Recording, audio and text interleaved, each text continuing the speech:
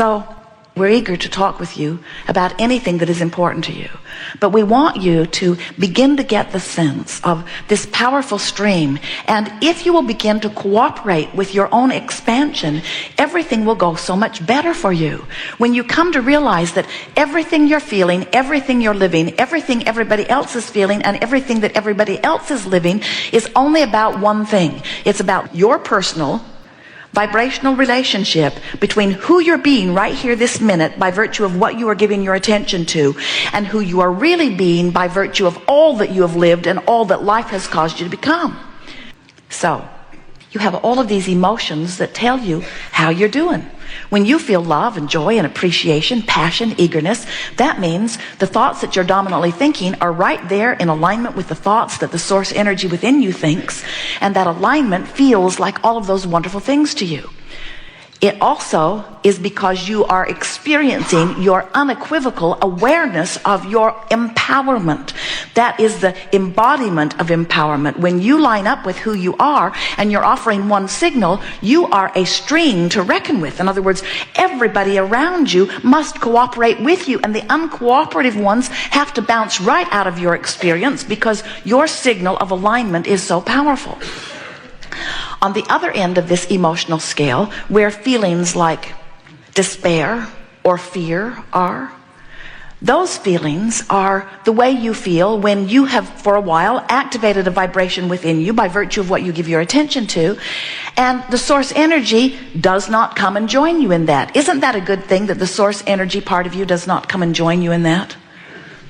Well, you say, no, it'd feel better if source would join me down here, wallow with me in my pity party. And we say, think about the navigational systems in your vehicles. Jerry and Esther have several different kinds, but they're all the same, basically. The system knows where they are because of the satellites in the sky and the dishes on their vehicles. They program in their desired destination, and the system calculates a route, tells them how to get from where they are to where they want to be. How would it be if Magellan, as soon as they program in where they want to be, Magellan automatically says, no, I'll just program myself to where you are.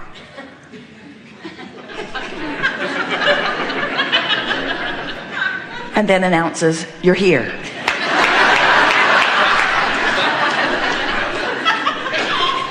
So the source within you is not going to join you. Source within you is always going to stay where you have most expanded yourself to be. So over here where the emotions feel so terrible, that's your perception of no power. Over here where the emotions feel so wonderful, that's your perception of complete empowerment.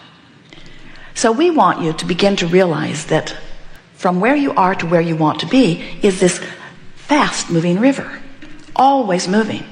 And that your discomfort every time, no matter what, no exceptions, we're not kidding you. Your discomfort is because something that you're thinking has got you pointed upstream in opposition to something you want every single time. So then our friends who have been listening to us for a while say, oh, I get it. Down there's where my stuff is, up here's where I am. No problem, I'll just turn my boat around, put a motor on it, and get over there. And we say, you've missed the point if you think you have to turn your boat and put a motor on it. The stream will carry you. You don't have to do anything except let go of the oars. If you will let go of the oars, the stream will turn you and take you toward where you want to be. And here's the point we really want you to hear. In the moment that you drop the oars, in the moment that you let go of whatever thought it is that's got you pointed that way, in the moment that you say, oh, never mind, or I'll think about it later, or I don't have to figure this out now, or it isn't as bad as I'm making out to be, or why am I making such a big deal of this? In the moment that you make those statements to yourself, what happens is you stop the activation that's got you pointed that way, and you begin to turn in the stream.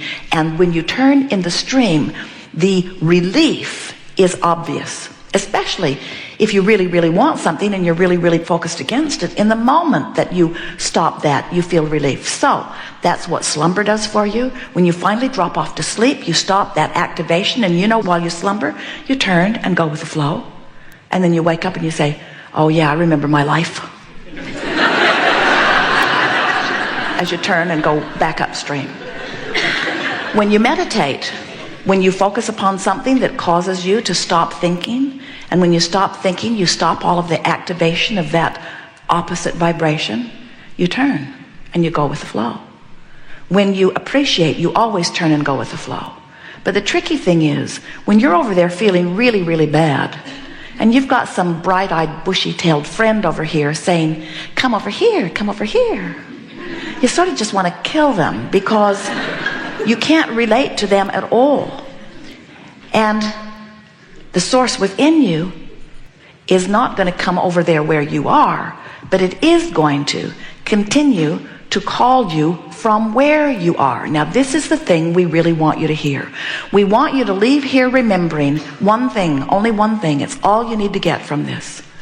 The call of Source always sounds and feels like relief to you. So, if you are in despair, and all of a sudden you get mad, really, really, really mad, you feel better, don't you? Have you ever been depressed and then got full of rage and revenge? Can't you feel yourself taking some of your power back? If you've been watching the news and you are following the story of the most recent gunman, maybe then you're hearing some of the powerlessness that he was feeling. And many people in the world who are watching that are uncomfortable with the fact that he got into that rage and revenge mode and then acted so violently. And we say, if he had in his life been allowed to move from his feeling of powerlessness into rage and revenge naturally, he would have moved right through into less anger and less anger and less anger, into frustration, into hope, into believing, into knowing. In other words, he, like everyone, has a source energy calling him. But when you feel powerless and you are naturally called in the direction of what feels better, and you move into that revenge mode, and then the world stands and says, wait, it's wrong for you to feel that way, it's inappropriate for you to act out in anger, then you just go back to powerlessness. So it's powerlessness, revenge, powerlessness, revenge, powerlessness, revenge. No improvement takes place. Every single person who has ever done anything terrible to any other person is someone well-meaning, wanting with everything that they have to move in the direction of connection with who they are. But they've lost track of their guidance system. They don't know about emotions. They don't know that their emotions are calling them home. And so instead, they're trying to follow the guidance of everybody else that's around them. You learn that early on. When you're little and your mother asks for a certain behavior from you and is pleased when you give it to her and displeased when you don't, she has guided you to get outside of your own guidance system. So now, instead of paying attention to the way you feel, instead of letting your life cause you to expand and feeling your emotions which call you into alignment with who you are, now you're looking to your mother, and it's easy to do. She loves you and she's right there. But then you're looking to another and to another and to another, and then before you know it, there are so many diverse people who want so many different things from you. It's hard for you to know which way to go.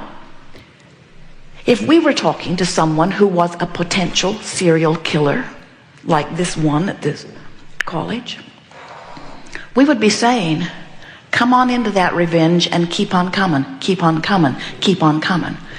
And there is no one that we've ever met that could not move in a day or two through revenge right into hope if they knew that they were moving in the direction of coming into alignment with Source. It's a really rare human who understands the journey from sickness to wellness, or from confusion to clarity, or from potential serial killer to an alignment with Source, because it's a rare physical human who will give himself permission to improve his own emotional state and therefore follow his own guidance. It is astonishing that humans have lost track of the basic instinct you were born with that said, good feeling is good. So how do you think you could lose that sense. So easy. Somebody else said, it might feel good to you, but it doesn't feel good to me, and I'm bigger, so do what I say. But when you reach this stage of life where you finally acknowledge, I am the boss of me, then you can begin to listen to the guidance that is within you. And you can begin today, if you want to turn in the direction of the feeling of relief.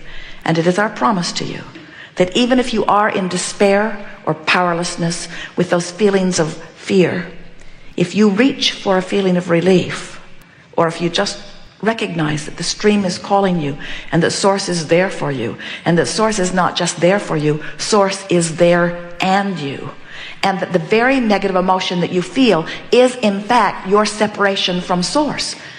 Nobody else can do anything to you. Do you know you do it all to yourself? Every single thing you do to yourself, because every single vibration you offer yourself.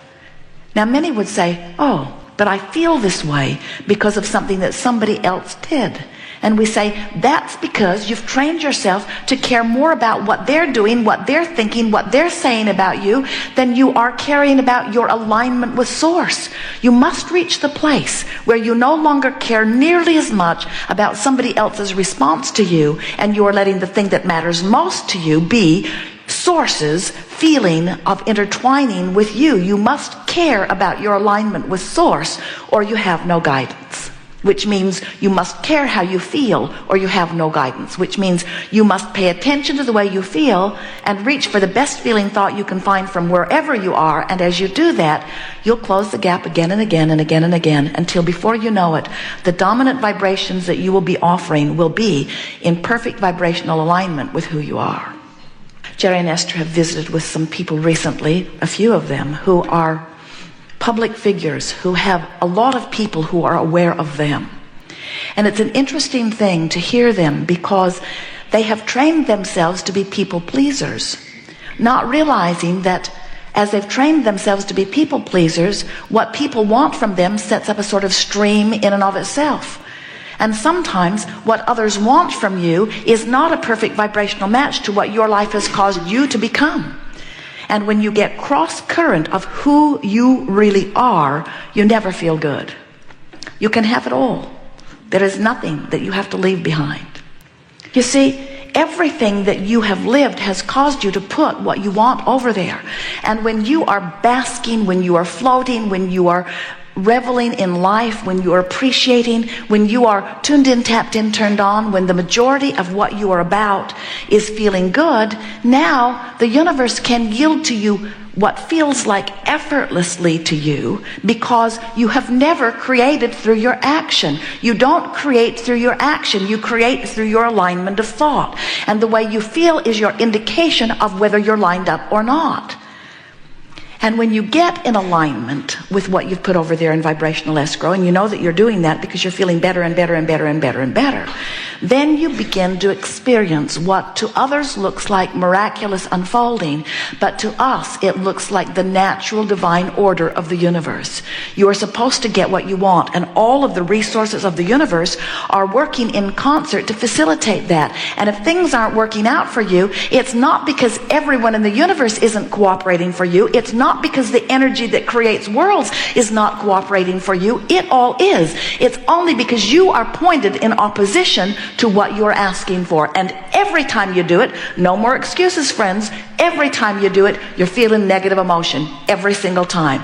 That's what every particle of negative emotion is. It's you turned in opposition to something that you ask for, that you're being called toward. Now, there are two really interesting factors in this. First, if you hadn't asked for it, the stream wouldn't be flowing. And if the stream weren't flowing, your opposition to it wouldn't feel so bad. Did you get that? In other words, you're the reason the stream is flowing in the speed that it is, and you're also the reason that you're pointed with or against the current. So the more life has caused you to ask, the faster the stream is flowing.